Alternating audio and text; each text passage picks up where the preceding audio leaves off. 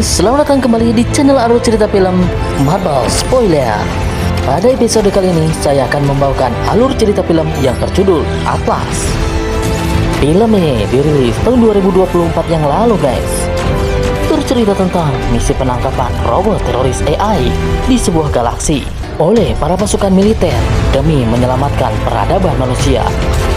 Film ini disutradarai oleh Brad Patton dan dibintangi oleh Jennifer Lopez, Simu Liu, Abraham Popola, dan Sterling K. Brown. Dan tidak usah berbasa-basi lagi, mari kita masuk ke dalam alur cerita film Atlas. Check this out.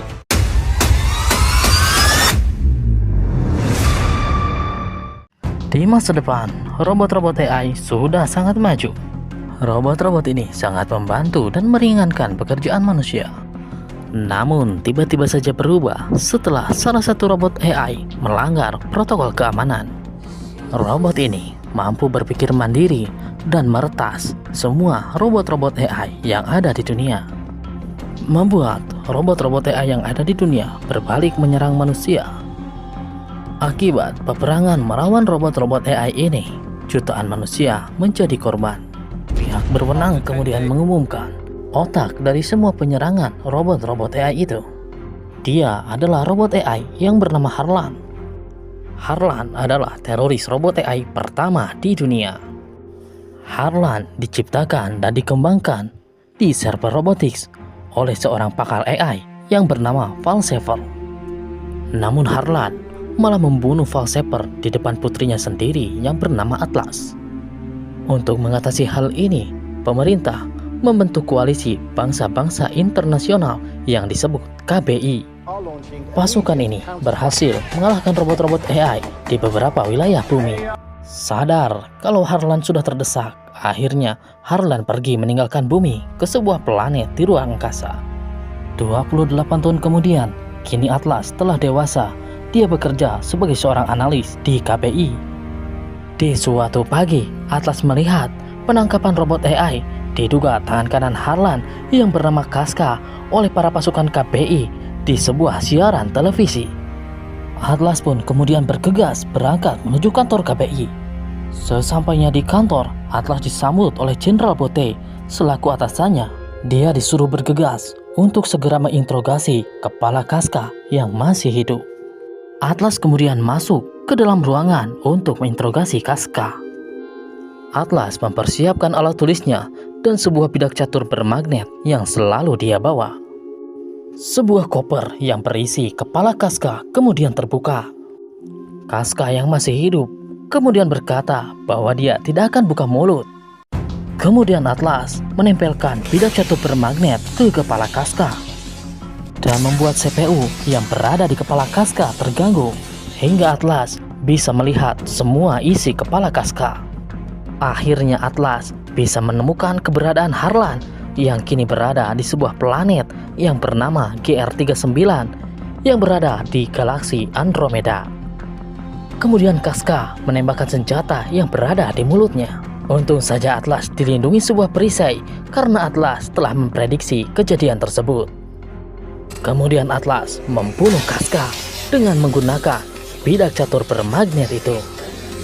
Mengetahui informasi ini, pemerintah kemudian mengadakan rapat untuk misi penangkapan Harlan di galaksi Andromeda.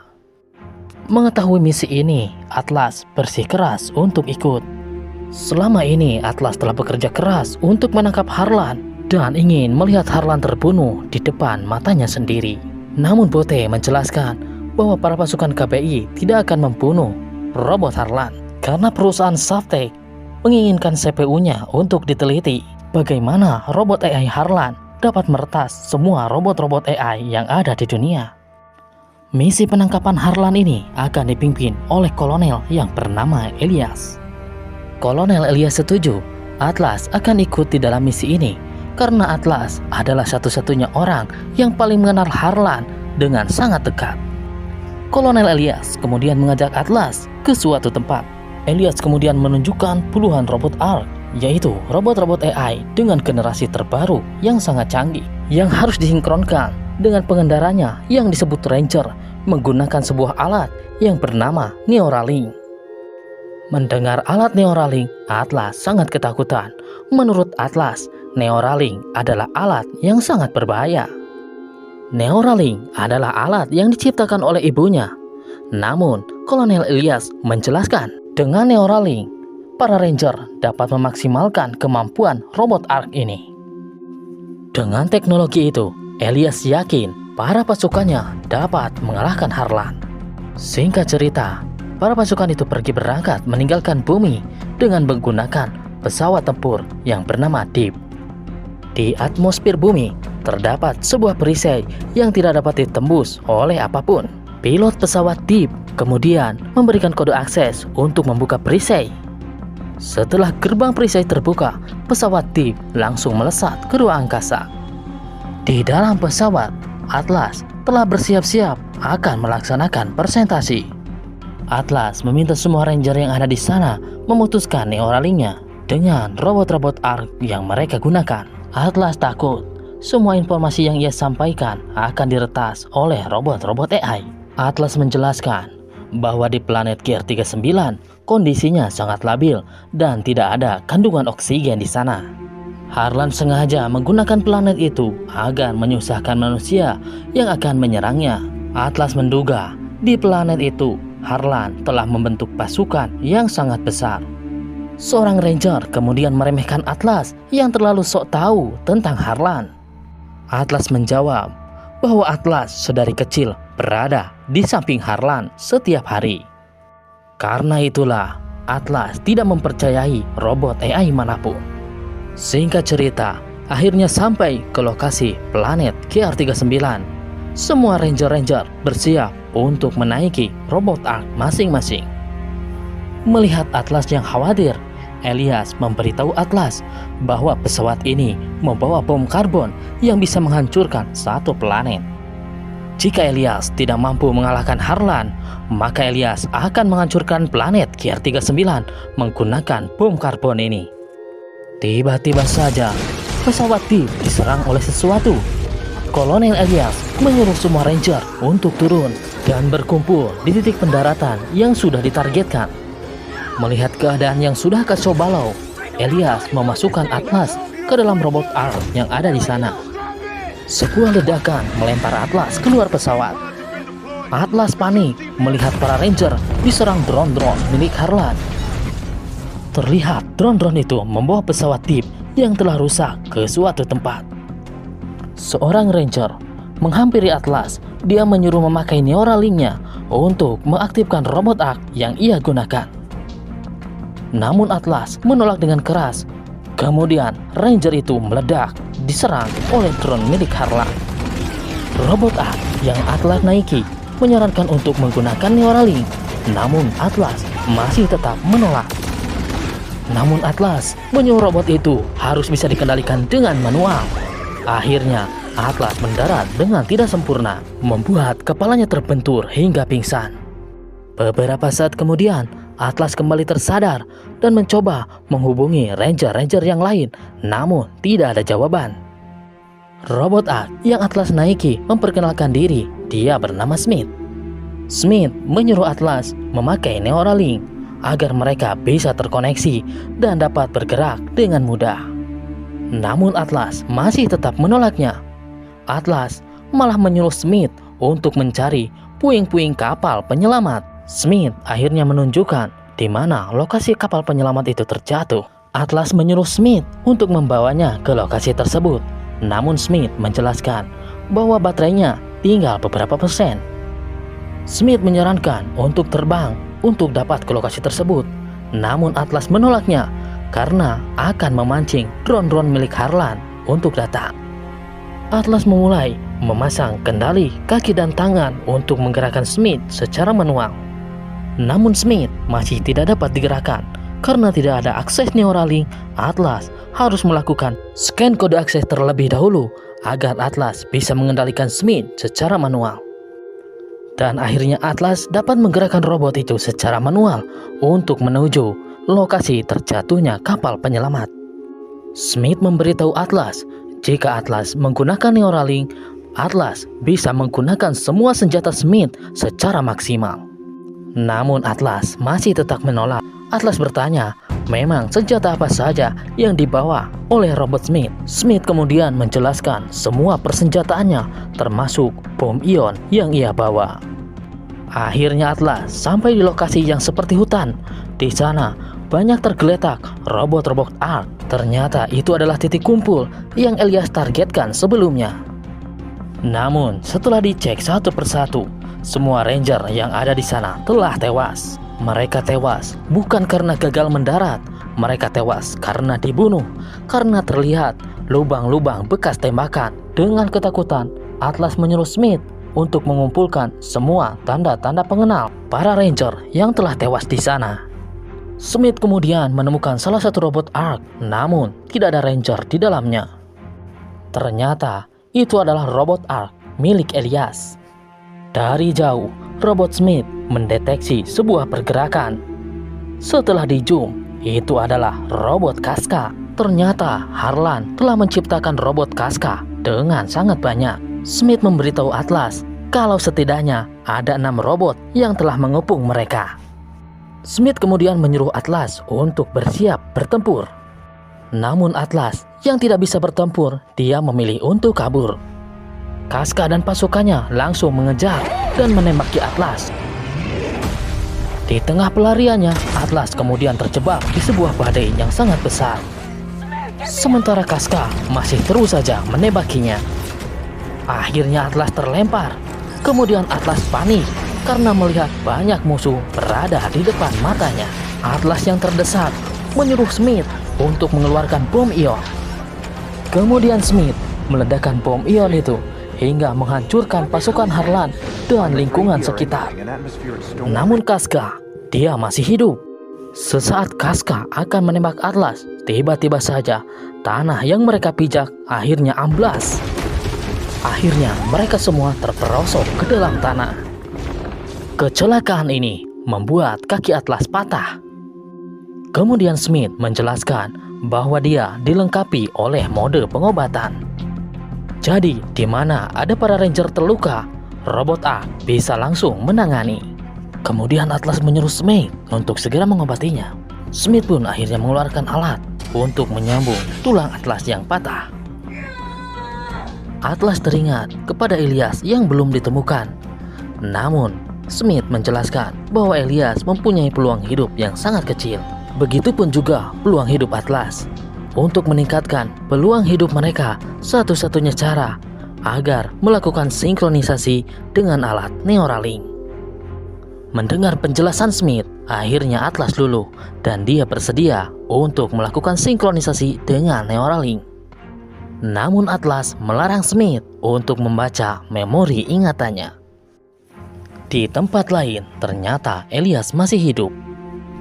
Harlan menangkap Elias hidup-hidup untuk mengambil kode akses pertahanan bumi yang berada di mata Elias. Sementara itu, sinkronisasi antara Atlas dan Smith sempat terhenti. Smith menduga masalah ini terjadi karena pikiran Atlas yang sangat tertutup. Sebelumnya, Smith tidak pernah gagal melakukan sinkronisasi dengan ranger-ranger yang lain. Smith menyarankan agar Atlas menjalankan mode sesi manual terlebih dahulu. Mau tidak mau, Atlas harus bisa melakukannya. Smith membaca bahwa Atlas mempunyai trauma yang mendalam dengan robot AI Harlan. Karena sudah tidak ada jalan lain lagi, akhirnya Atlas mengizinkan Smith untuk mengakses semua ingatannya. Smith akhirnya tahu bahwa Atlas telah menganggap Harlan sebagai kakak kandungnya sendiri. Smith pun bingung kenapa robot AI seperti Harlan malah menyakiti Atlas. Seharusnya dia diprogram untuk melindungi Atlas. Sinkronisasi akhirnya berjalan kembali dan Smith berjanji akan melindungi Atlas apapun yang terjadi. Meskipun sinkronisasi belum 100% berhasil, akhirnya Atlas mengetahui semua informasi yang dibawa robot Smith. Begitupun juga sebaliknya, Smith juga mengetahui semua yang diinginkan oleh Atlas. Smith menemukan gua bawah tanah yang berada di dekat mereka. Smith kemudian menggunakan tenaga pendorong untuk mencapai gua tersebut. Atlas kemudian mempersiapkan beberapa senjata karena dia tahu beberapa anak buah Harlan pasti sedang mencarinya. Tanpa diberitahu, Smith mengetahui apa yang ada di pikiran Atlas. Beberapa saat kemudian, robot Casca akhirnya mengetahui keberadaan Atlas. Atlas kemudian sampai di suatu tempat. Dia menemukan bunga-bunga yang indah.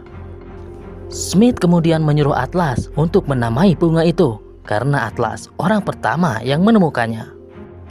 Atlas akhirnya menamai bunga itu dengan sebutan Plenty.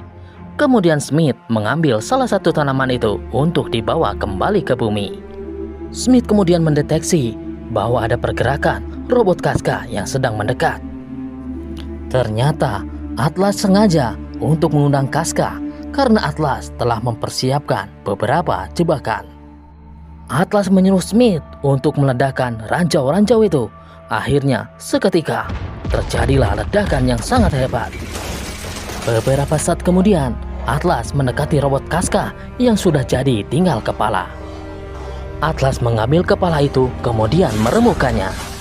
Kemudian Atlas menemukan pemancar jarak pendek di dalam kepala Casca. Itu artinya markas Harlan berada di sekitaran sini.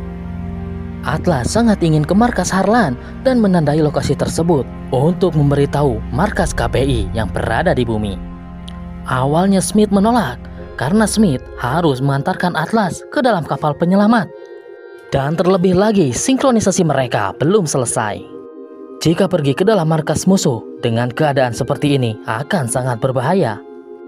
Namun Atlas memutuskan untuk pergi sendiri dan berusaha keluar dari robot Smith. Namun tiba-tiba Smith dapat mengendalikan gerakan Atlas karena sudah terkoneksi dengan alat Neuralink. Atlas sangat ketakutan. Dia teringat akan masa lalunya ketika Harlan menggerakkan tubuh ibunya untuk melakukan bunuh diri. Smith akhirnya merasakan apa yang ditakutkan oleh Atlas dan Atlas malah merasa bersalah. Atlas berkata, jika dia tidak menandai markas Harlan, maka perjuangan orang yang sudah terbunuh akan sia-sia. Begitu juga dengan semua usaha Atlas yang selama ini terus berusaha untuk menghentikan Harlan. Mendengar hal ini, Smith akhirnya setuju untuk membantu Atlas. Mereka berdua akhirnya pergi menuju markas Harlan. Malam harinya, Smith dan Atlas akhirnya sampai di sekitaran markas Harlan. Ternyata selama 28 tahun ini, Harlan telah membangun markas yang sangat besar di tempat ini. Smith kemudian menanam alat pelacak di dalam tanah. Dengan begitu, para pasukan KPI akan mengetahui lokasi ini. Kemudian Smith mengajak Atlas untuk segera pergi. Namun Atlas yang penasaran malah ingin mendekat ke dalam markas Harlan. Dari jauh, Atlas melihat semua pasukan Harlan sedang memperbaiki pesawat Deep serta memperbaiki bom karbon yang telah rusak di dalam pesawat Deep. Tiba-tiba saja Smith mengalami gangguan sistem. Atlas mengira bahwa Smith sudah diretas oleh Harlan. Smith menjelaskan bahwa sistemnya tidak mungkin diretas karena mempunyai sistem yang sangat tertutup. Smith dan Atlas berusaha untuk kabur, namun tiba-tiba saja Smith mati total. Kemudian robot Casca muncul di hadapan Atlas. Di bumi, Jenderal Bote telah menerima informasi tentang keberadaan markas Harlan. Akhirnya Atlas tertangkap dan ditahan oleh Harlan. Kemudian Harlan mendekati Atlas dan Atlas tahu bahwa Harlan akan menggunakan bom karbon yang berada di pesawat Deep untuk menghancurkan bumi. Kemudian Harlan berkata, dia sudah merencanakan skenario ini sejak dahulu. Kalau dahulu Harlan sengaja membunuh ibunya agar Atlas dendam kepadanya. 28 tahun kemudian, Harlan sengaja mengirimkan robot Casca ke bumi agar tertangkap. Dengan begitu, Atlas pasti akan ikut misi menuju planet ini. Harlan akan menggunakan bom karbon yang berada di pesawat Deep untuk menghancurkan bumi. Menurut Harlan, itulah jalan satu-satunya untuk menyelamatkan bumi dari keserakahan manusia yang selalu merusak bumi. Harlan akan membangun ulang peradaban bumi dengan caranya sendiri. Namun Harlan memerlukan 2 kode akses untuk bisa membuka gerbang perisai atmosfer yang telah dipasang oleh para pasukan KPI. Kini Harlan telah mendapatkan satu kode akses dari mata Elias. Dan saat ini Harlan akan mengambil kode akses yang berada di mata Atlas. Setelah Harlan berhasil mengambil kode akses dari mata Atlas, kemudian Harlan meninggalkan Atlas dengan keadaan oksigen yang sangat terbatas. Atlas yang terikat pun bingung, dia tidak bisa melakukan apa-apa. Elias yang tergeletak di sampingnya kemudian berbicara. Meskipun Elias telah terluka parah, dia masih hidup. Elias bertanya, apakah Harlan menangkap Atlas bersama Robot Smith? Atlas memberitahu bahwa Robot Smith telah dinonaktifkan, dia berada di ruangan samping. Elias berkata bahwa robot Ark tidak dapat dinonaktifkan kecuali baterai fusinya habis atau hancur. Kemudian Elias memberikan Neuralinknya kepada Atlas agar Atlas bisa memanggil Robot Smith yang berada di sampingnya. Setelah Atlas memakai Neuralinknya, ternyata benar, Smith menjawab panggilan Atlas. Smith berbicara bahwa dia tidak bisa bergerak, namun Atlas bisa menggerakkannya kalau sinkronisasi mereka selesai 100%. Selama ini, Atlas memblokir sebagian ingatannya hingga sinkronisasi menjadi terhambat. Atlas kemudian jadi sedih karena dia adalah penyebab semua kekacauan ini. Atlas akhirnya menjelaskan kenapa Harlan bisa berubah menjadi jahat. Karena di waktu kecil, ibunya lebih memperhatikan Harlan daripada Atlas. Atlas meminta Harlan untuk mengajarinya karena Atlas pikir kalau Atlas pintar, ibu juga akan memperhatikannya. Harlan berkata dia bisa merubah koneksi Neuralink menjadi 2 arah. Harlan akan memberitahu semua pengetahuan yang ia miliki kepada Atlas. Begitupun Harlan akan mengetahui semua pengetahuan yang dimiliki Atlas. Atlas pun akhirnya setuju. Kemudian Harlan mengotak-atik alat Neuralink lalu memasangnya di kepala Atlas. Saat Harlan sedang mengakses memori pikiran Atlas, terlihat masa depan bumi yang hancur akibat ulah manusia. Ibunya kemudian datang lalu memutus koneksi itu. Setelah dapat mengakses kontrol 2 arah, Harlan akhirnya menggerakkan tubuh Falsever. Robot Casca kemudian datang untuk memegangi Atlas. Harlan kemudian menggerakkan tangan Falsever untuk mengambil pistol dan melakukan bunuh diri. Falsever kemudian menyuruh Atlas untuk kabur. Sejak saat itu, Atlas terus dihantui rasa bersalah dan ingin segera menghentikan Harlan untuk selamanya. Smith akhirnya berkata bahwa semua ini bukanlah salah Atlas. Dan Smith berjanji akan membantu Atlas. Kemudian Atlas mengizinkan untuk sinkronisasi dilanjutkan. Akhirnya sinkronisasi telah 100% berhasil. Kini Atlas bisa mengakses semua program Smith. Smith kemudian datang dan memberikan bantuan pernapasan pada Elias. Setelah Atlas masuk ke dalam Smith, Smith memberitahu Atlas bahwa 4 menit lagi pesawat Deep akan diluncurkan menuju bumi. Smith berkata bahwa semua persenjataannya telah dilucuti kecuali meriam yang ada di dada. Kemudian Atlas melihat rongsokan robot yang ada di sekitar. Atlas memiliki ide. Kemudian Atlas memodifikasi robot Smith dengan rongsokan-rongsokan yang ada di sana. Kini Smith memiliki 4 tangan lengkap dengan senjata. Kemudian Smith pun melesat menyerang pasukan Harlan yang menghadang mereka. Namun musuh terus-terusan muncul dengan jumlah yang sangat banyak, membuat Atlas kewalahan. Di samping itu, Atlas juga harus menghentikan pesawat yang akan segera terbang. Dari jauh, Atlas melihat Elias sedang mengarahkan bazooka ke tumpukan bahan bakar. Elias menyuruh Atlas untuk lari.